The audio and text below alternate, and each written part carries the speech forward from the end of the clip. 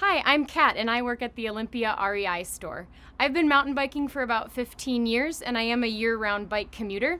Today we're going to cover parts of your bike and get you familiar with some of the terminology as it relates to your bike. So if you go into a shop or I use a word that you were unfamiliar with, you'll actually know a little bit about what I'm talking about. By the end of this class, you'll know the parts of your bike, where they are on your bike, and a bit about how they work. The four main parts we're going to go through are the frame, the cockpit, the wheels, and your drivetrain. Starting with the frame, it's made up of two triangles, your front triangle and your rear triangle. Your front triangle is here, and then your rear triangle is there.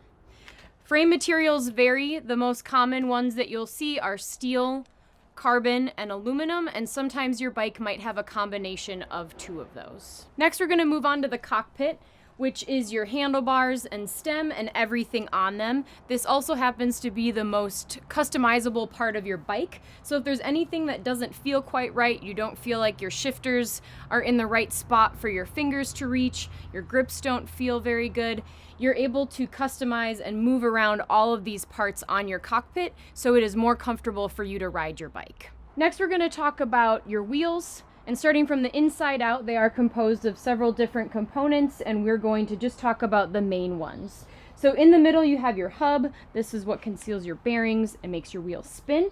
From there, we have our spokes that attach the hub to the rim of the wheel. And then you have your actual rim and your tire and your tube around the outside of the rim. Depending on what type of bike you have, you may have a rim brake bike, and that means that the braking surface is on your actual rim. Or you might have, like in this case, a disc brake bike where your brake pads go around the rotor, and that is how you stop your bike. There are a couple different types of valves to inflate your tires. This happens to be a Schrader valve. There's also Presta valves, and we're going to go over more in detail what those two things are when we talk about how to change your flat. Depending on your bike, you're going to find it usually is listed on the sidewall of your tire, the size. This is important when you are picking up spare tubes for your bike to carry with you on a ride or just have some spares at home.